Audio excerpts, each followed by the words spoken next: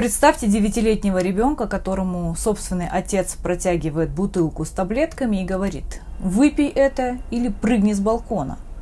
Ты опозорил нашу семью». Это сцена из психологического триллера? Нет. Это реальное детство мальчика, которого сегодня весь мир знает как Лан Лана, суперзвезду мировой классической сцены, человека из списка 100 самых влиятельных людей мира по версии журнала Time. Как вышло, что одержимость отца полицейского едва не стоила будущему пианисту жизни? Какую страшную цену платит ребенок, когда из него воспитывают пианиста номер 1? И как, пройдя через ад домашнего насилия и тотальную ненависть к инструменту, Лан Лан умудрился не просто выжить физически, а искренне, всем сердцем сохранить любовь к музыке. В этом видео мы разберем историю самого эмоционального виртуоза-пианиста современности.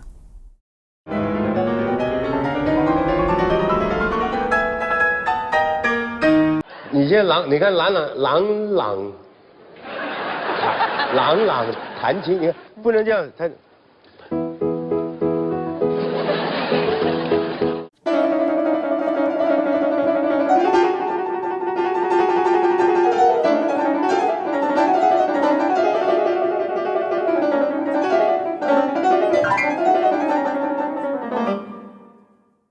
Начну с того, что оба варианта написания имени нашего героя, и Ланг-Ланг, и Лан-Лан, встречаются в русскоязычных источниках и являются допустимыми формами транслитерации.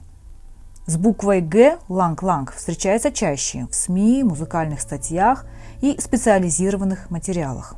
Лан-Лан также используется, например, в Википедии, и это ближе к правилам транскрипции китайских имен на русский язык, где звук на конце часто передается просто как «н».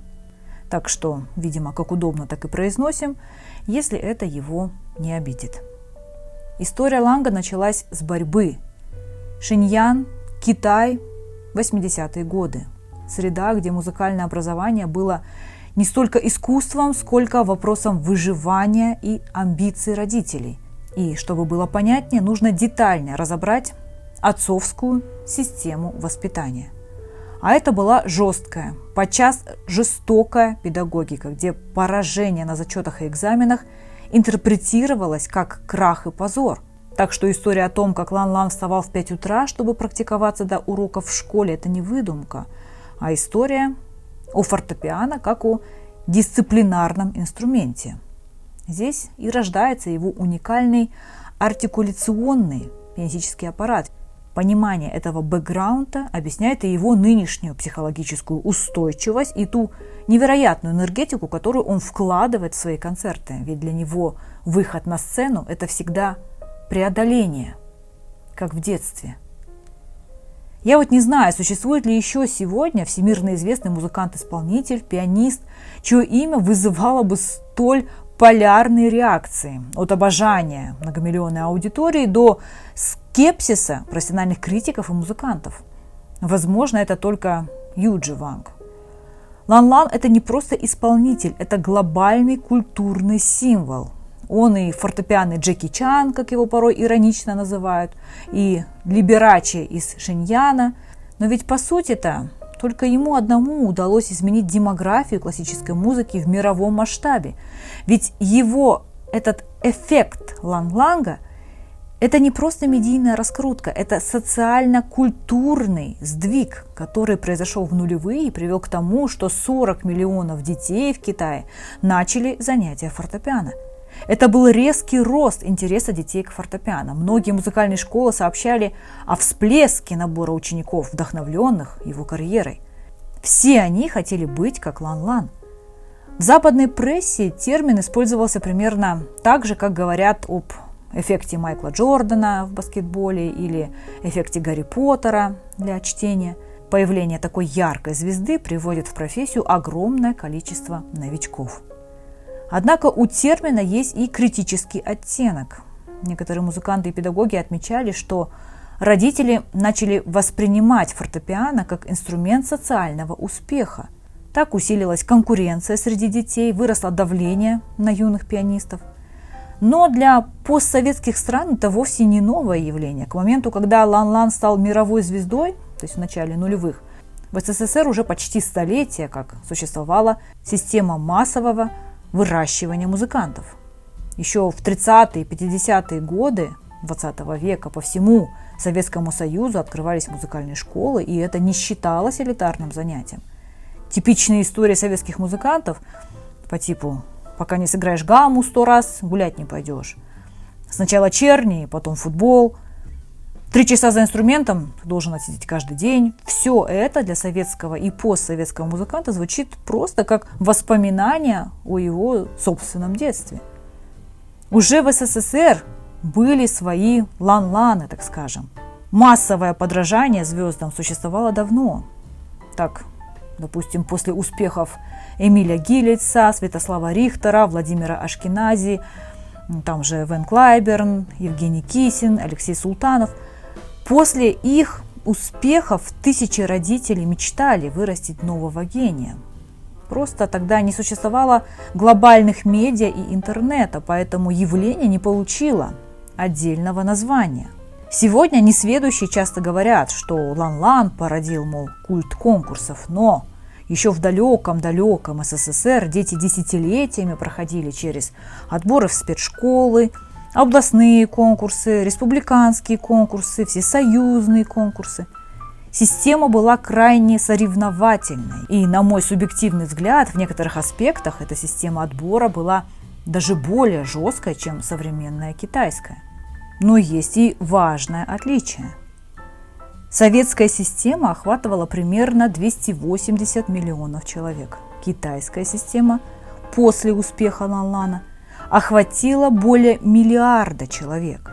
Поэтому Запад увидел беспрецедентное количество китайских пианистов и назвал это эффектом Лан-Лана. Но по сути это был не новый механизм, а просто новая версия старой модели. Поэтому для меня лично, никому не навязываю, эффект Лан-Лана – это все то же самое, в чем живут и нынешние постсоветские профессиональные дети-музыканты.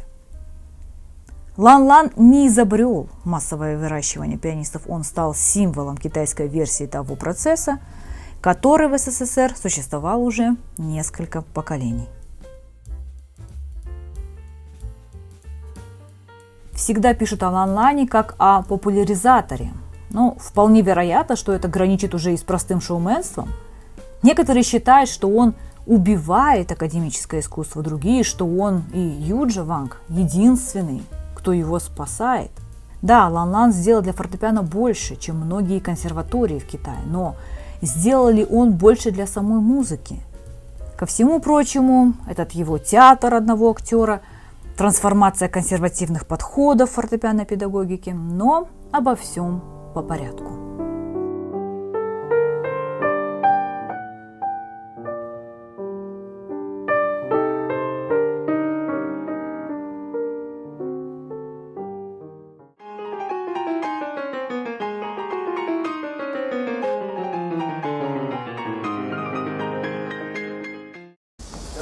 Lang Lang, 12 ans, est probablement l'enfant pianiste le plus talentueux de Chine.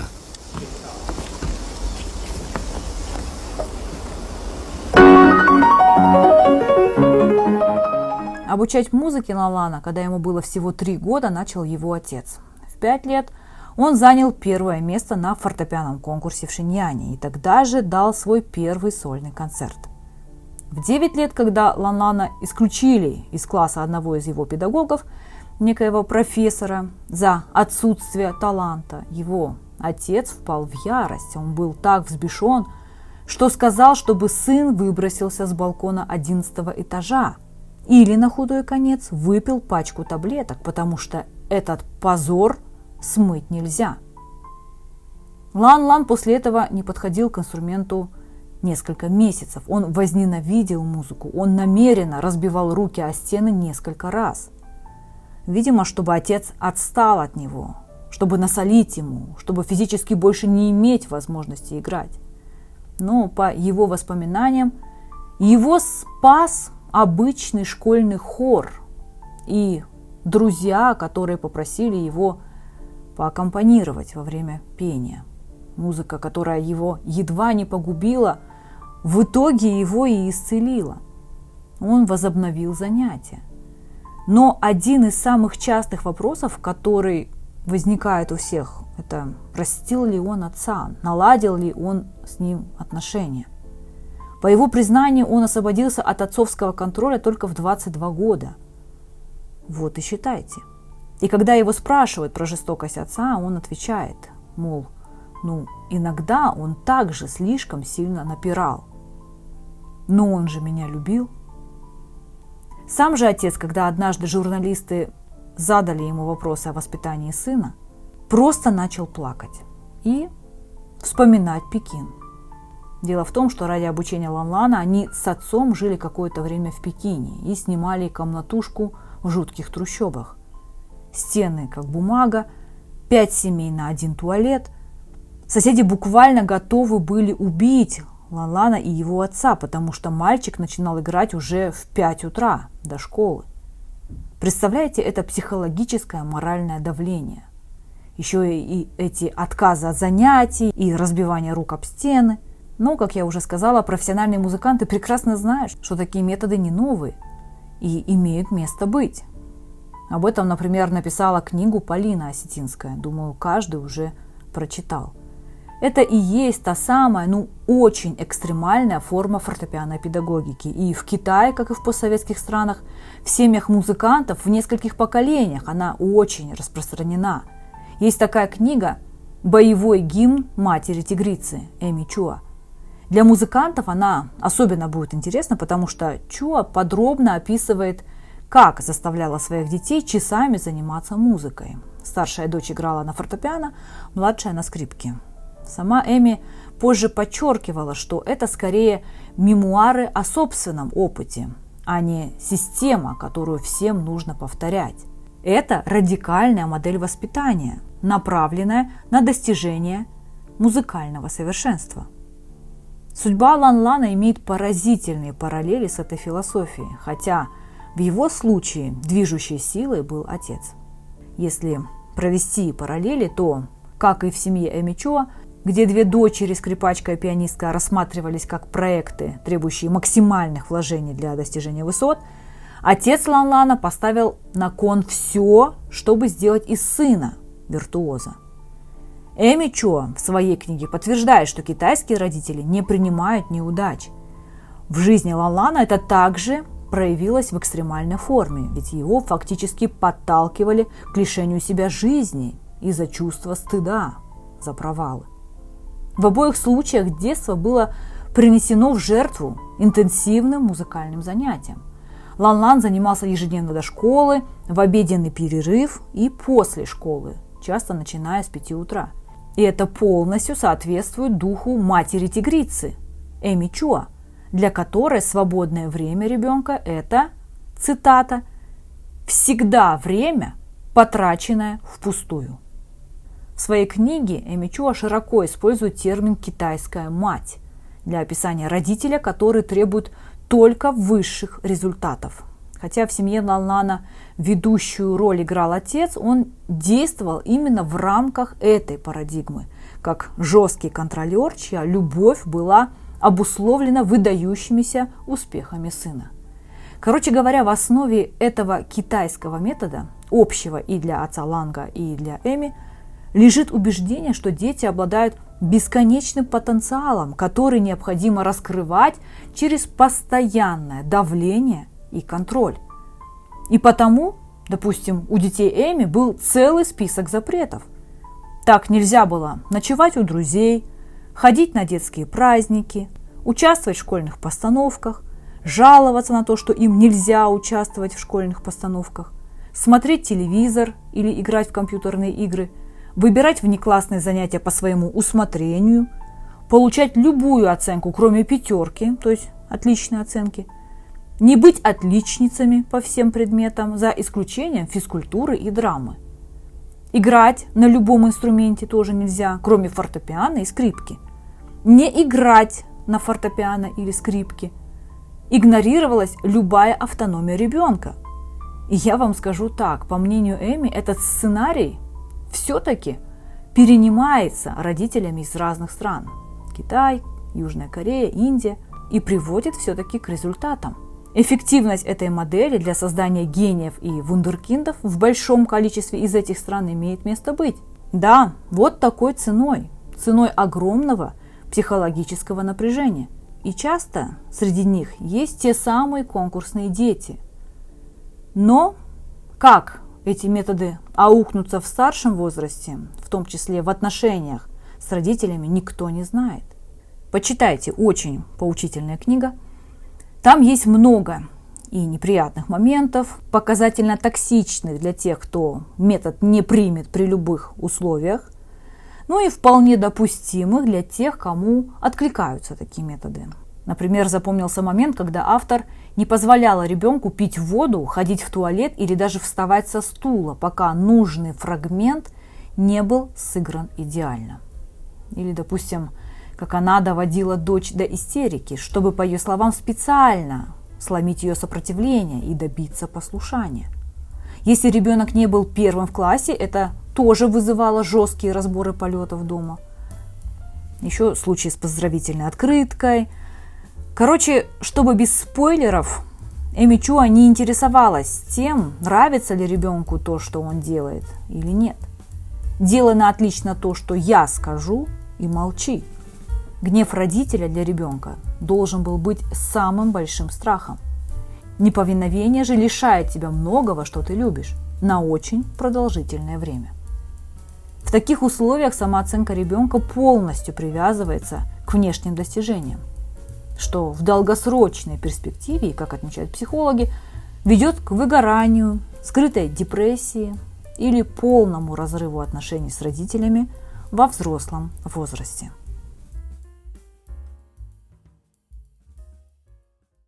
Отец Лан-Лана видел в сыне инструмент для реализации собственных амбиций и преодоления бедности. Это очевидно. Так что неповиновение воспринималось здесь как катастрофа, подрывающая смысл его существования. Экстремальные требования и эмоциональное насилие, включая требования покончить с собой после неудачи на экзамене, и привели к глубокому внутреннему кризису. И это не прошло бесследно. Даже став мировой звездой, Лан-Лан продолжает нести груз этих воспоминаний, судя по тому, что в интервью он вспоминает это, причем часто. При этом сам пианист признавался, что отец сейчас, цитирую, понимает, каким он был настойчивым, но, мол, уже поздно. Это подтверждает тезис о том, что такой стиль воспитания часто ведет к отчуждению. Даже при достижении невероятных внешних успехов эмоциональная близость и доверие, как я уже предполагала ранее, критически искажено. Талант, подпитанный только тиранией родительских ожиданий, создает, безусловно, грандиозный успех снаружи для зрителей, но оставляет вот такие серьезные шрамы внутри личности. Сегодня Лан-Лан – главный антагонист этого метода. Так его глубокая травма превратилась в осознанный педагогический отказ от насилия.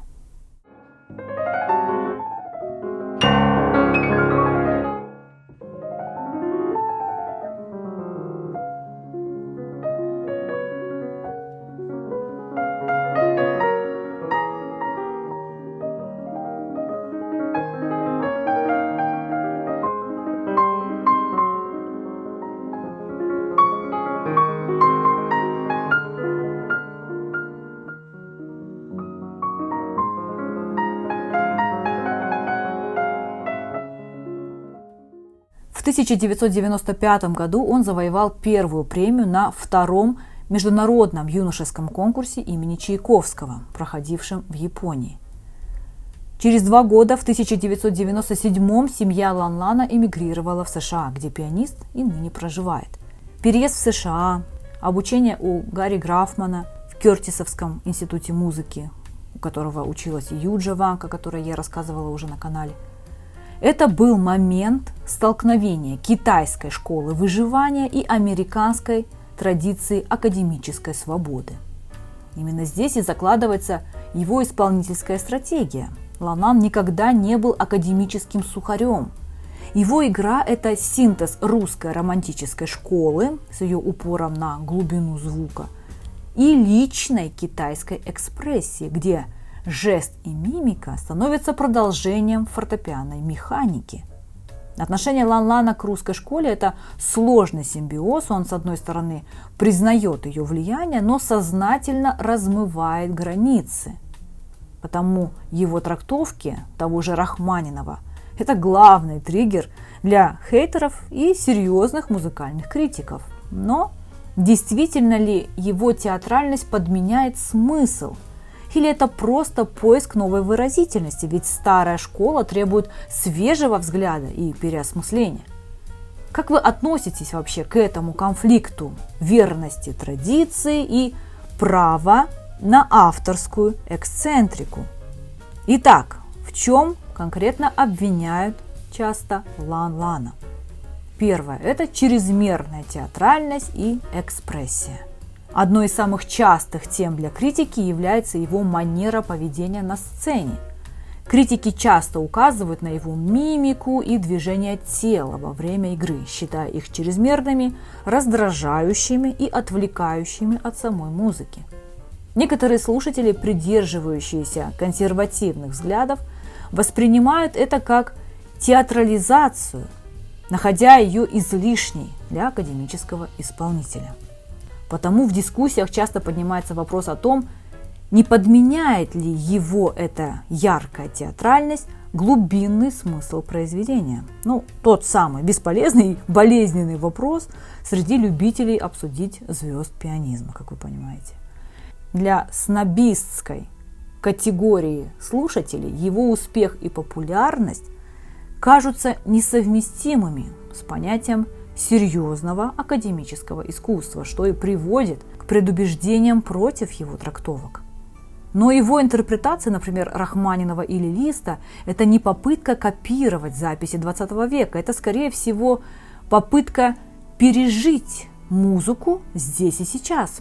Потому его авторская эксцентрика – это форма интерпретации, направленная на вовлечение современной аудитории, которая привыкла к визуальному контенту, вот и все. Это скорее не та самая подмена смыслов, это просто поиск новых визуально-акустических эквивалентов в эпоху глобализации. Но, тем не менее, даже среди критиков признается его бесспорно высочайшее техническое мастерство. В итоге, как вы поняли, противостояние мнений же обычно строится вокруг конфликта между верностью классической традиции и правом на авторскую эксцентрику. В последние годы в игре Лан-Лана прослеживается новая интонация, так скажем, мудрость, степенность и терапевтическая направленность музыки. Он говорит о том, что фортепиано для него стало лекарством, музыка как эмоциональный баланс, музыка как инструмент сострадания.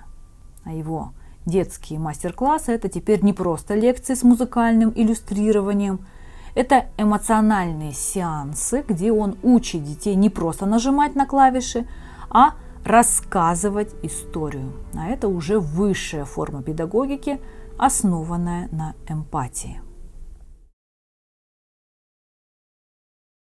Выступление на Олимпийских играх в 2008 году в Пекине перед миллиардами зрителей навсегда закрепило его в статусе иконы, хотите вы этого или нет. Цифры в наше время важнее. Более 40 миллионов китайских детей и их родителей вдохновились им еще больше. В этом же 2008 он основал Международный музыкальный фонд, а Национальная академия искусства и науки звукозаписи США избрала Лан-Лана своим культурным послом. Международный музыкальный фонд Лан-Лана – это не просто благотворительность, это системная работа по поддержанию интереса к высокому искусству, превращение его из элитарного развлечения в доступный каждому навык. Фонд поддерживает Грэмми и ЮНИСЕФ.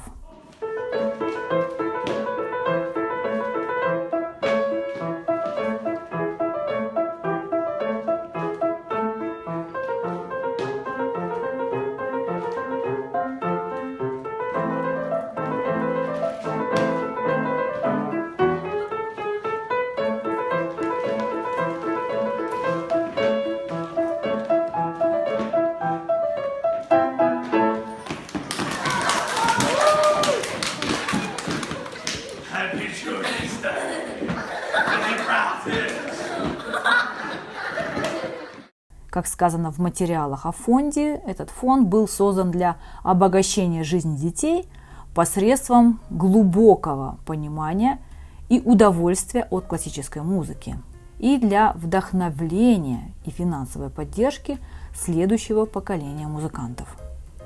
Лан Лан провозгласил своей миссией популяризировать классическую музыку в мире, сделав особый акцент на обучение детей и юных музыкантов. Он перестал быть просто концертным пианистом. Он ушел, по сути, в популяризаторы и менеджеры, но глобально стал мостом между старой школой и новыми медиа. Его особый вклад заключается в том, что он показал, классическая музыка может быть невероятно современной и при этом глубоко личной, подходить духу времени. Он заражает этим людей, и его поддерживают. И в этом открытом сердце, которое не боится быть уязвимым перед лицом критики, и заключается главный секрет его успеха. Собаки лают, караван, как говорится, идет. И немного про его педагогические принципы, на мой взгляд. Если будут дополнения, то, пожалуйста, делитесь в комментариях. Полноценной сети школ или консерваторий имени Лан Лана, аналогичной системе Ямаха или Сузуки, нет. Зато есть тот самый фонд, программа Keys of Inspiration, работающая в школах США, Китая и Великобритании, которая интегрирует обучение фортепиано в обычное школьное образование, и различные летние академии, фестивали, мастер-классы и программы. Система образовательных проектов, безусловно, под его личным патронажем.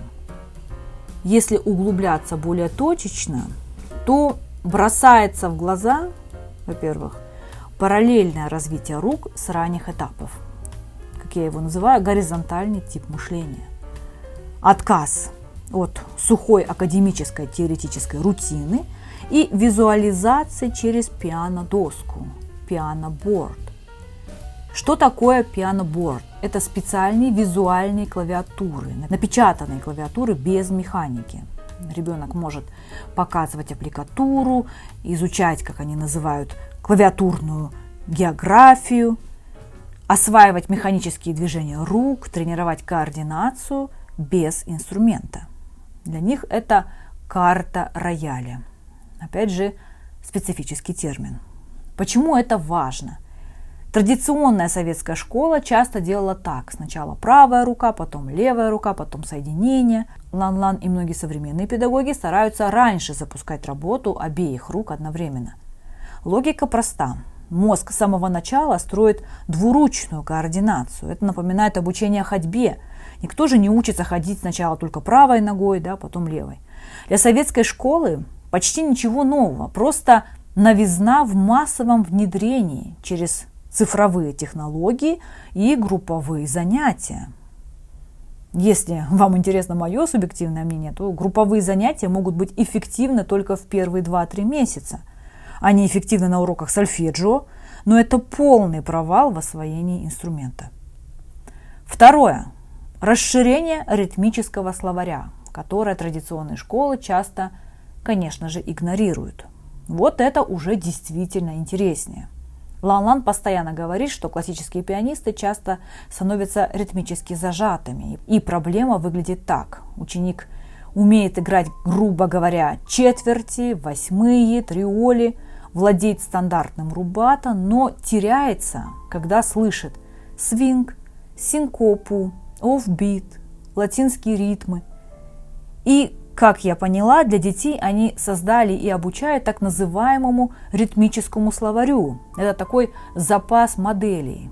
Так мозг постоянно работает со смещениями акцентов, синкопами, микроопережениями, микрооттяжками, импровизацией. В результате появляется гибкость. Для чего это делается? Знаете ли, здесь все как в жизни. Если человек знает только 1000 слов, он говорит бедно.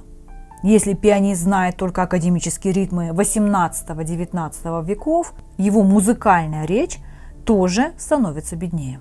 И как это применяется на практике? Например, Ученик играет Моцарта. После этого педагог предлагает сыграть тему в свинге, изменить ритм, придумать аккомпанемент, добавить блюзовые нотки. Задача не сделать из ученика джазмена, вовсе нет. Задача убрать страх перед ритмом. И это очень похоже на то, что давно делают в системах Yamaha и многих американских школах. И это, безусловно, раздражает и постсовок. Потому что советская традиция часто строилась на принципе сначала идеально выучи текст, потом все остальное. Лан Лан же фактически предлагает так. Пусть ребенок сначала почувствует свободу, а потом все остальное. Солдат тут не куют. Это другой педагогический приоритет.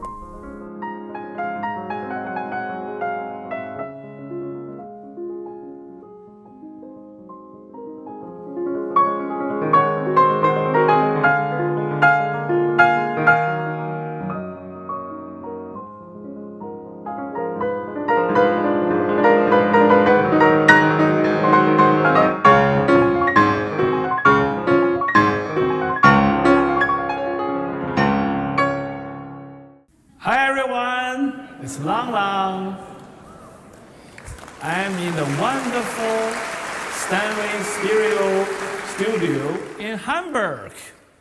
And I'm really happy to meet you today. And I'm going to play this piano in front of me. And in the same time, I will play your piano, I mean it's also my piano, at the Elbphilharmonie stage. So let's do both piano in the same time. Спирио – это новая форма наставничества. Что это такое? Спирио – это не отдельная программа и не датчик, который можно купить или прикрутить к Yamaha или Steinway. Это функция системы в отдельной специальной версии роялей Steinway, в которой на заводе встроены высокоточные датчики, системы считывания движения молоточков, датчики педалей, исполнительские механизмы, которые могут воспроизводить движение клавиш. То есть Спирио изначально спроектирован как гибрид акустического инструмента и высокоточной цифровой системы. Если у вас дома Петров, Кавай, Yamaha, Estonia или обычный рояль Steinway, то добавить, прикрутить Спирио как новую педаль или как приложение не получится. Лан Лан не изобретал Спирио, его создали инженеры Steinway. Но Лан Лан стал главным амбассадором технологии. Он участвовал в европейской презентации Спирио в Гамбурге. Как раз таки его исполнение и передавалось удаленно на другое Спирио в другом концертном зале. Также именно Лангу доверили проводить международные образовательные трансляции для студентов через вот эту систему Спирио. Насколько это полезно для педагогики? Для этого надо проанализировать, как это работает. Как я поняла, поправьте меня, если что, внутри рояля установлены высокоточные датчики, они фиксируют скорость клавиши, глубину нажатия, педаль, время каждого движения, и получается не аудиозапись, получается цифровая запись самого пианизма, так скажем. Представьте, вот Лан Лан играет в Париже, допустим, ученик сидит в Нью-Йорке. Находящийся у ученика рояль Спирио повторяет движения клавиш, которые показал педагог. Это не запись звука, не видео, а физическое движение клавиш. Почему это может быть вообще интересно педагогически? Обычный Zoom или Google Meet передает звук, изображение, но не передает туше. Спирио же передает так, что ученик слышит точную глубину атаки, слышит скорость погружения клавиши, работу педали, баланс голосов. То есть наблюдает механику исполнения. Но есть и важное ограничение. Маркетинг Steinway придумал, конечно, лозунг, мол, передача нюансов туше через океан. Окей, но на самом деле туше это же не только движение клавиши. Есть еще вес руки, положение корпуса, дыхание, микродвижение запястья, контакт пальца с клавишей. Этого Спирио не передает. Механизм возникновения же не показали. В этом сложность. И именно это и составляет огромную часть советской, немецкой и французской фортепианных школ на индивидуальных тет-а-тет уроках. История Лан-Лана – это не просто хроника успеха вундеркинда. По всем законам психологии этот мальчик должен был сломаться. Он должен был до конца жизни обходить рояль за километр, ассоциируя его с абьюзом и страхом. Но Лан-Лан сегодня – это один из самых открытых и жизнерадостных музыкантов. Наверное, он смог разорвать этот порочный круг травмы. Можно ли оправдать жестокость его отца тем, что мир получил такого музыканта? Сам Лан-Лан говорит, что добился бы успеха и без этого, потому что талант – это не результат насилия, это результат любви, которую у него так и не смогли отобрать. Что вы думаете об этой истории? Стоит ли успех разрушенного детства? Пишите свое мнение в комментариях, оставляйте, пожалуйста, свою реакцию, если это видео заставило вас задуматься. Подписывайтесь на мой канал. Увидимся в следующих выпусках. Всем пока!